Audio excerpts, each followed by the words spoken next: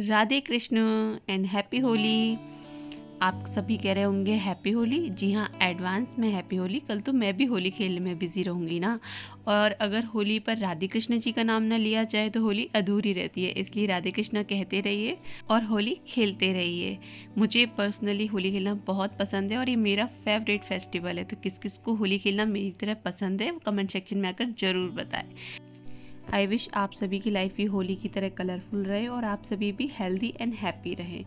तो इस चैनल में अगर आपको आपके काम के वीडियोस मिलते हैं तो लाइक एंड सब्सक्राइब करना बिल्कुल नहीं भूलिए। चलिए हम बात करते हैं आज के वीडियो की। आज का फ्रेम थोड़ा सा डिफरेंट है, जिसमें मैंने आपको एक नहीं 3 फ़ोटोज़ के साथ वर्क करके दिखाया है। आप चाहे तो और भी फ़ोटोज़ इसके साथ ऐड कर सकते हैं। साइज़ उसके अकॉर्डिंगली छोटा बड़ा हो जाएगा। और इसमें दूसरी ख़ास बात यह है कि इसमें जो लाइट है मैं पीछे से ऐड की है, जो कि उसका पूरा रिफ्लेक्शन आ रहा है। वो कैसे, हम उसको भी बात करेंगे आज। स्टार्टिंग करते हैं मोल्ड के साथ, जहां मैंने 10 इंचेस का मोल्ड ले लिया है। आप राउंड साइज़ का भी ले सकते हैं या साइज़ कुछ डिफरेंट भी ले सकते हैं। इसको सबसे पहले मैंने क्लीन कर लिया है।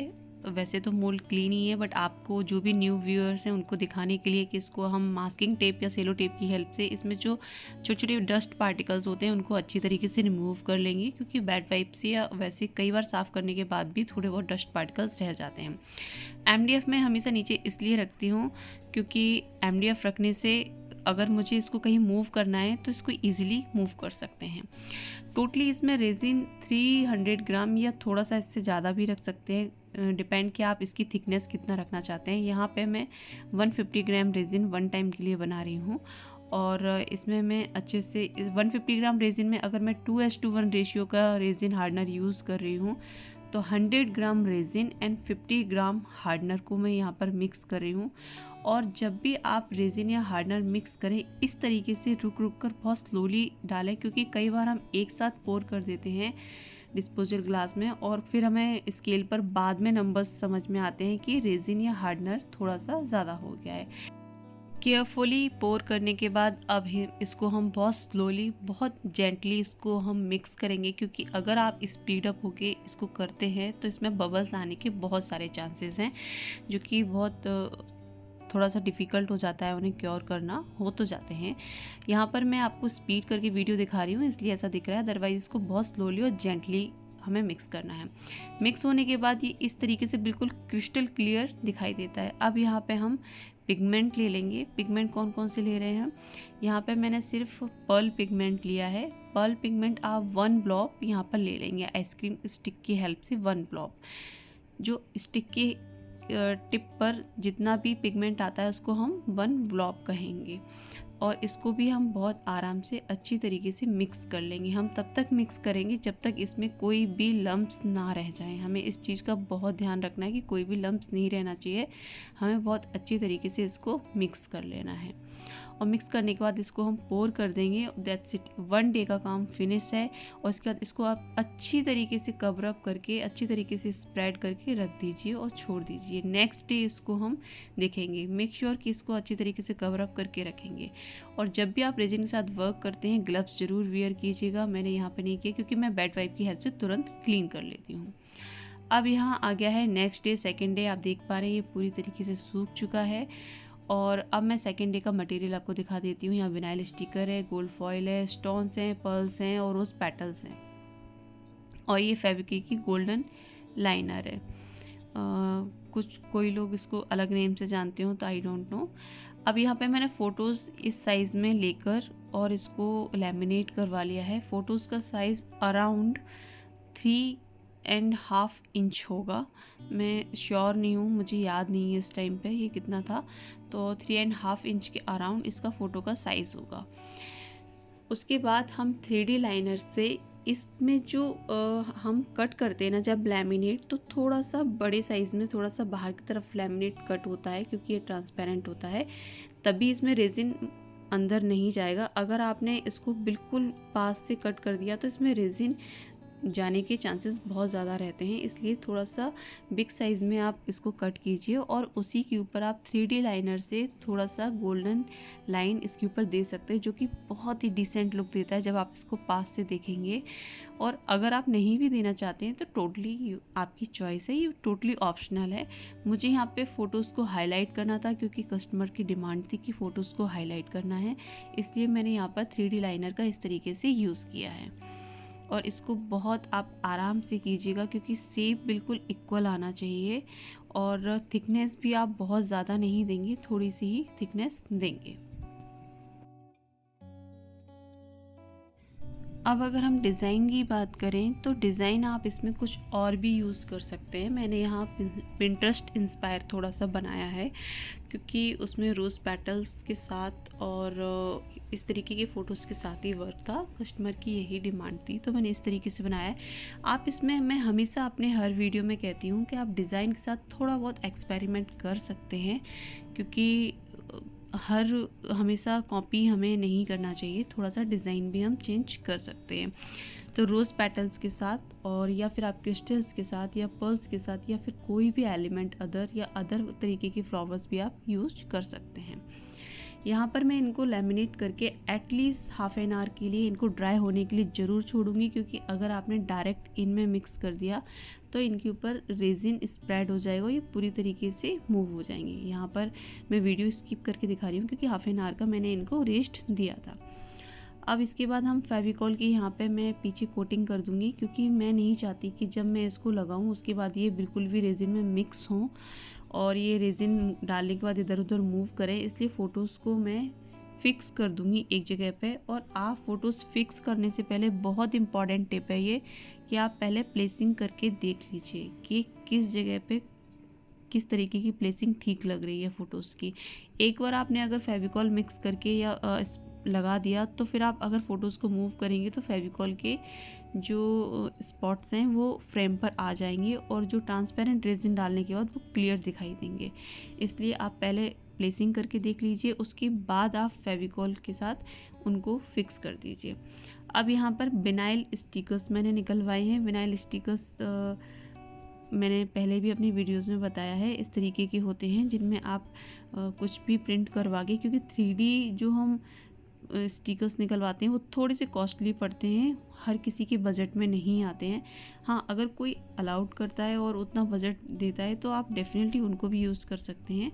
तो यहाँ पर मैं विनाइल स्टिकर्स यूज़ कर रही हूँ और इस तरीके से विनाइल स्टिकर्स को निकाल के अच्छी तरीके से प्रेस करेंगे ताकि आप जब निकालेंगे उनको तो जेंटली वो रिमूव हो जाए। और आप एक बार स्केल या कुछ मार्किंग करके अगर आप लगाएंगे तो बेटर है कि ये टेढ़े मेढ़े या फिर ऊपर नीचे अप डाउन ना हो जाएं, बिल्कुल इक्वली लाइन में, इक्वली शेप में अच्छी तरीके से स्टिक हो जाएं।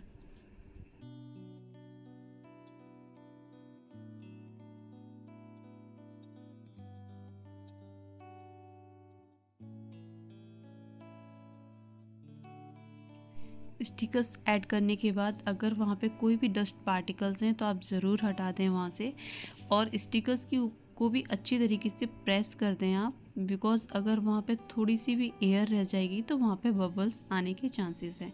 तो बहुत जेंटली, बहुत स्मूथली आप धीरे से उसको प्रेस कर दीजिए ताकि वहाँ पे कोई भी बबल्स के चांसेस ना रह जाएं इस तरीके से। और कोई भी अगर डस्ट वहाँ पे रह गई तो आप डस्ट को भी रिमूव कर दें।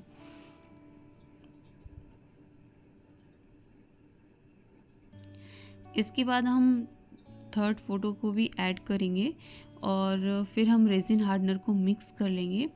अगर आपने फ़र्स्ट टाइम में रेजिन हार्डनर ज़्यादा क्वांटिटी में ऐड कर दिया है, लाइक 200 या 200 से ज़्यादा, तो अभी आप थोड़ी कम क्वांटिटी भी ऐड कर सकते हैं। और अगर आप मेरी तरीके से 150 ग्राम ही बनाया है तो आप सेम क्वांटिटी में फिर से रेजिन हार्डनर को मिक्स कर लीजिए 150 ग्राम, और उसको जेंटली अच्छी तरीके से मिक्स करके थोड़ी देर के लिए 5 मिनट्स का रेस्ट दे दीजिए ताकि वो थोड़ी सी अच्छी कंसिस्टेंसी में आ जाए। बीच बीच में अगर आपको लगता है कि रेज़िन कहीं भी गिर गया है तो तुरंत आप वेट वाइप की हेल्प से उसको क्लीन करते रहिए। उससे क्या होगा कि आपकी जो भी प्रोडक्ट्स हैं या फिर जो भी मटेरियल है उनकी लाइफ थोड़ी सी अच्छी हो जाएगी और वो लॉन्ग लास्टिंग हो जाएंगे। ये बहुत छोटी टिप है, बहुत काम की टिप है। अच्छी तरीके से हम रेज़िन और हार्डनर को मिक्स कर लेंगे। देख सकते हैं ये बिल्कुल क्रिस्टल क्लियर हो गया है। और थोड़ी से हम इसी ग्लास में ही बबल्स को, क्योंकि हम अपर लेयर डाल रहे हैं तो ग्लास में ही बबल्स को थोड़ा सा रिमूव कर लेंगे। और मेक श्योर कि अल्कोहल वेस्ट बबल बस्टर जो होता है उसको, और अगर आप ब्लो टॉर्च दोनों एक साथ यूज़ नहीं करेंगे, या तो आप अल्कोहल बेस्ड बबल बस्टर ही यूज़ करेंगे या फिर आप ब्लो टॉर्च यूज़ करेंगे। दोनों चीज़ों को कभी भी एक साथ यूज़ नहीं करते, क्योंकि उससे जलने का डर रहता है प्रोडक्ट्स का और आग पकड़ने का डर रहता है। तो यहाँ पे मैंने बबल्स को क्लियर करके अच्छी तरीके से फ्रेम में पूरी तरीके से रेज़िन को स्प्रेड कर दिया है। थोड़ा सा है, मैंने 5 मिनट्स का रेस्ट दे दिया था जिससे ये थोड़ा सा थिक हो गया है। इसका रीज़न ये है कि अब मैं जब इसमें रोज़ पेटल्स ऐड करूँगी तो वो ज़्यादातर मूव नहीं करेंगी, और उससे जो मैं उसको शेप दूंगी वो उसी शेप में मोस्ट ऑफ रहेंगी। और थोड़ा बहुत अगर मूव करते हैं तो हम उसको सेटल डाउन कर सकते हैं। जेंटली आप इसको अच्छी तरीके से स्प्रेड कर दीजिए और इवनली स्प्रेड कर दीजिए कि कहीं पे भी ऐसा ना रहे कि रेज़िन नहीं गया है या कहीं पे भी ओवर ना हो। लेबल का ध्यान आपको शुरुआत से ही रखना है कि लेबल की प्रॉब्लम नहीं होनी चाहिए। उसके लिए आप लेवल आता है वो भी यूज़ कर सकते हैं, या मोबाइल में लेवल ऐप करके आता है आप उसको भी यूज़ कर सकते हैं। उससे भी आप लेवल अपने टेबल का या फिर जिस जगह पे भी आप वर्क कर रहे हैं उस जगह का यूज़ करेंगे। यहाँ पर मैंने ब्लो टॉर्च ही यूज़ की है तो मैं ब्लो टॉर्च ही यूज़ करूँगी। और बबल्स को अच्छी तरीके से पोर करने के बाद भी हम बस्ट करने की पूरा ट्राई करेंगे। नेक्स्ट इसके बाद हम इसमें रोज़ पेटल्स ऐड करेंगे।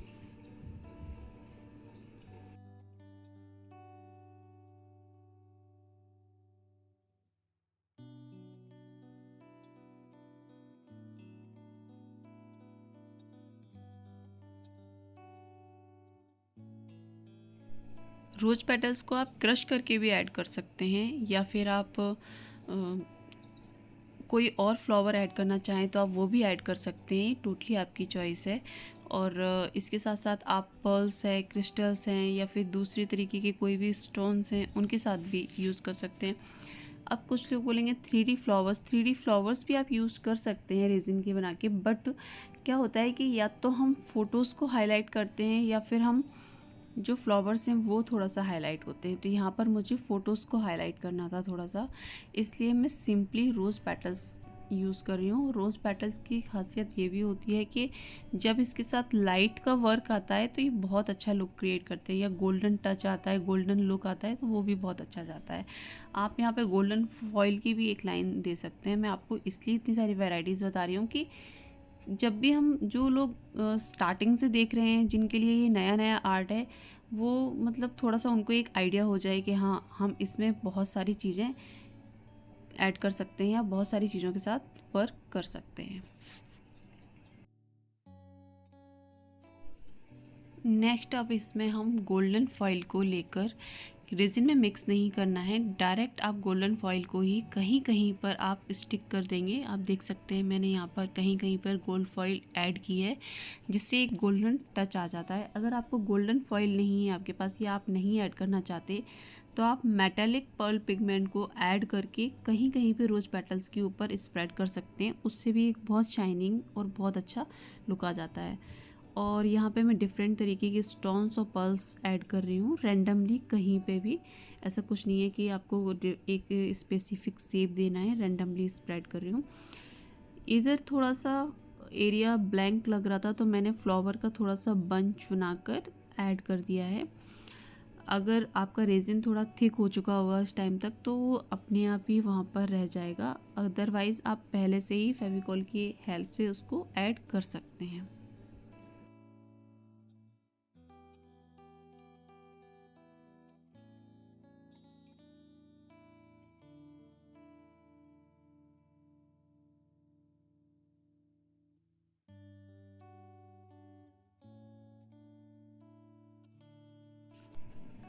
अब इसकी सेकंड साइड, अदर साइड भी थोड़ा सा जो ब्लैंक स्पेस हमें फ़ोटोज़ के बीच में दिख रहा है, वहाँ पर हम पर्ल्स को और ग्रे कलर के स्पार्कल्स या स्टोन्स को ऐड कर देंगे रैंडमली, या अगर आप स्पेशली कोई पैटर्न बनाना चाहें तो आप वो भी कर सकते हैं।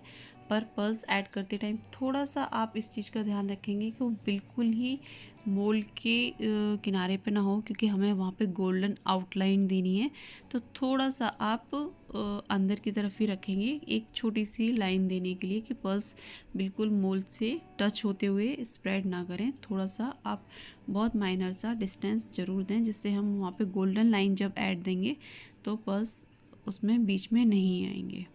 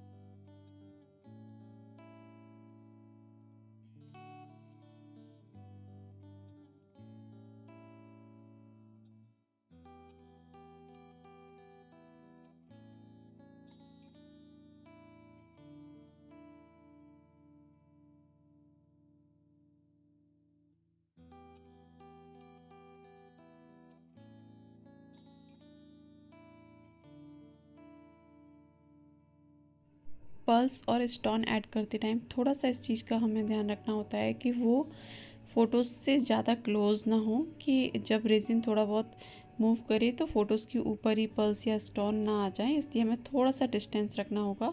हालांकि इतने टाइम तक रेजिन थोड़ी सी थिकनेस में आ जाता है तो इतना ज़्यादा मूव नहीं करेगा, बट फिर भी आपको थोड़ी सी डिस्टेंस रख के चलना बेटर रहेगा।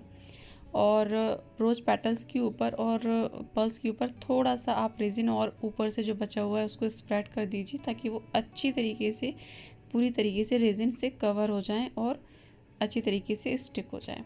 लास्ट में हम बबल बस्टर की हेल्प से उसको अच्छी तरीके से बिल्कुल बबल्स को रिमूव कर देंगे। और यहाँ पर मैं बचे हुए रेजिन में बहुत थोड़ा सा इस तरीके से मेटालिक पर्ल पिगमेंट को मैंने मिक्स करके इस तरीके से थोड़े थोड़े से लैंप्स या थोड़ी थोड़ी सी टच दे दिया है, जो कि मैंने आपको पहले भी बताया था कि अगर आपको गोल्ड फॉयल ऐड नहीं करना है तो इस तरीके से कर सकते हैं। और फिर इसको मैंने सूखने के लिए 24 आवर्स के लिए पूरी तरीके से छोड़ दिया था। कवर अप करना बिल्कुल नहीं भूलें। और ये नेक्स्ट डे बिल्कुल रेडी है, जो कि आप देख रहे हैं। इसकी शाइन देखने लायक है। इसको हम जेंटली बहुत आराम से डीमोल्ड करेंगे। कभी भी हमें एकदम से डीमोल्ड नहीं करना चाहिए, क्योंकि कई बार ब्लो टॉर्च की वजह से अगर ज़्यादा हम ब्लो टॉर्च दिखा देते हैं तो मोल्ड भी रेजिन से चिपक जाता है और वो बिल्कुल फटने लगता है। इसलिए हमें बहुत जेंटली, बहुत आराम से डीमोल्डिंग इसकी करनी चाहिए। मैंने फ्रेम की थिकनेस बहुत मिनिमम ही दी है, ताकि ये लाइट वेट रहे और इजी टू कैरी रहे। अगर आपको लगता है तो आप थोड़ी सी थिकनेस और ज़्यादा दे सकते हैं और 200 ग्राम्स, टोटल 400 ग्राम्स रेजिन और हार्डनर को ले सकते हैं। अब यहाँ पर मैं आपको बैक इसका लुक भी दिखा रही हूँ, क्योंकि मैंने सिर्फ पर्ल पिगमेंट ऐड किया था, इसलिए इसकी शाइनिंग इस तरीके से आ रही है। और ये थोड़ा सा ट्रांसपेरेंसी लुक में है। अगर आपको ट्रांसपेरेंसी लुक नहीं चाहिए तो आप इसमें थोड़ा सा ओपेक पिगमेंट भी मिला सकते हैं। अब यहाँ पर इस टूल यानी कि कटर की हेल्प से ये इस तरीके से फिक्स हो जाता है और मूव करता है। अगर आप इस बटन को प्रेस करेंगे तो फिर ये मूव नहीं करेगा और इजीली वर्क कर सकता है।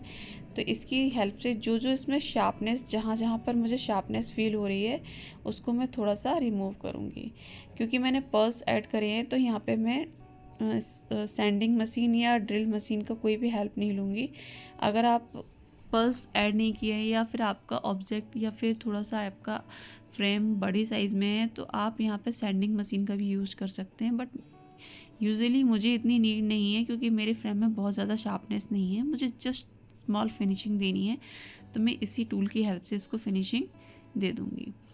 और इस तरीके से अच्छी तरीके से इसको रिमूव करने के बाद हम लास्ट में इसमें देंगे गोल्डन टच, यानी कि गोल्डन लाइन। कहीं कहीं में इसमें पेटल्स भी ऊपर आ जाएंगे, तो आप उनको बहुत जेंटली इसी तरीके से कट करेंगे। और अगर आपको नीड लग रही है कि बहुत ज़्यादा ही पेटल्स ऊपर आ रही हैं, तो आप इसको सैंडिंग करके एक टॉप कोट और दे सकते हैं, अगर आपको पेटल्स भी बिल्कुल स्मूथ अंदर की तरफ ही चाहिए तो। लास्ट में मैं इसमें डेकोवाश मार्कर की हेल्प से, ये ऑयल बेस्ड मार्कर होते हैं, स्पेशली रेजिन के लिए होते हैं, और रेजिन का मटेरियल जहाँ पर मिलता है वहाँ पर मिल जाते हैं, अवेलेबल होते हैं। इसके अलावा आप इसमें कोई भी मार्कर यूज़ ना करें। और अगर आप मार्कर यूज़ नहीं करना चाह रहे हैं तो आप बाइंडर आता है, बाइंडर के साथ मेटालिक पर्ल पिगमेंट को मिक्स करके उससे भी ब्रश की हेल्प से बहुत पतली सी आउटलाइन दे सकते हैं, वो भी एक बहुत अच्छा ऑप्शन है। तो ये टोटली दोनों ही चॉइसेस आपकी हैं कि आप किसके साथ वर्क करना चाहते हैं। यहाँ पे मैं मार्कर के साथ ही एक बहुत पतली सी थिन लाइन ऐड कर रही हूँ चारों तरफ फ्रेम से, जिसमें फ्रेम की ब्यूटी एकदम से इन्हेंस हो जाती है, बहुत ही अच्छा लुक आता है। अब बहुत लोगों का क्वेश्चन ये रहता है कि इसके साथ आपको स्टैंड किस साइज़ का चाहिए, तो ये मैंने 10 इंचज़ का मोड़ लिया था, तो उसके अकॉर्डिंग आप 4 इंचज़ का मेटल का स्टैंड परचेज़ कर सकते हैं, वो इसके साथ बिल्कुल सही जाता है। और अगर आपको इसके मटेरियल की नॉलेज चाहिए तो मैं उसको हमेशा अपने डिस्क्रिप्शन बॉक्स में ऐड करती हूँ, तो आप जाके ज़रूर चेक कर लिया कीजिए। और अगर आपको फ्रेम बनवाना है या कोई भी ऑर्डर रेजिन से रिलेटेड देना है या क्लासेस या वर्कशॉप लेनी है, तो मैं हमेशा डिस्क्रिप्शन में इंस्टा आईडी की लिंक देती हूँ, आप उस पर जाके क्लिक कीजिए और मुझे डायरेक्ट मैसेज कीजिए, आपकी सारी क्वेरीज़ के आंसर आपको वहीं पर मिल जाएंगे। तो इस तरीके की वीडियोस आपको मेरे चैनल पे मिलेंगे। इससे अलावा मैं वास्तु और होम डेकोर से रिलेटेड वीडियोस भी अपने चैनल पे अपलोड करती हूँ, तो अगर आपको पसंद आते हैं तो इस चैनल को बिल्कुल भी लाइक एंड सब्सक्राइब करना बिल्कुल भी फॉरगेट ना करें। फाइनल लुक कुछ इस तरीके का था। इसमें मैंने पीछे से लाइट ऐड करी है साइड एजेस पर, और कुछ पीछे से मैंने लाइट ऐड करी है जो कि आप देख पा रहे होंगे, जिससे इसका लुक बहुत ही प्रीमियम, बहुत ही अच्छा आ रहा था। क्योंकि इसमें ट्रांसपेरेंसी रखी है, इसीलिए मैंने सिर्फ पर्ल पिगमेंट ऐड किया था। अगर आपको ट्रांसपेरेंसी नहीं चाहिए तो आप वाइट ओपेक पिगमेंट भी बहुत लाइट क्वांटिटी में ऐड कर सकते हैं। डे लाइट कुछ इस तरीके था, जिसमें भी इसकी शाइनिंग अलग ही दिख रही है, आप देख सकते हैं।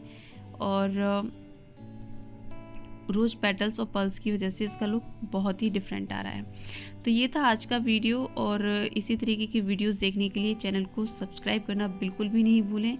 मिलते हैं नेक्स्ट वीडियो में, तब तक के लिए bye bye and happy Holi. Thank you so much.